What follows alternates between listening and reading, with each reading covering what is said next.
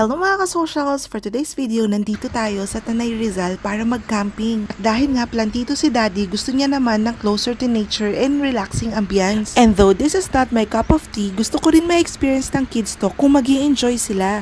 Yung Camp Irog. O, di ba?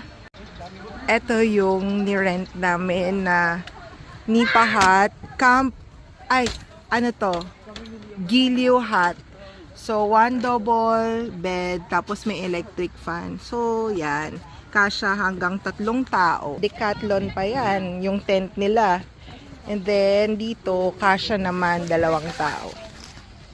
This is the view in front of your tent. Paka-refreshing, grabe. O, yung ano ba tong tawag dito? Yung tunog ng ilog. Ayan. Tsaka hindi siya crowded. So, ito daw yung gusto ni Daddy.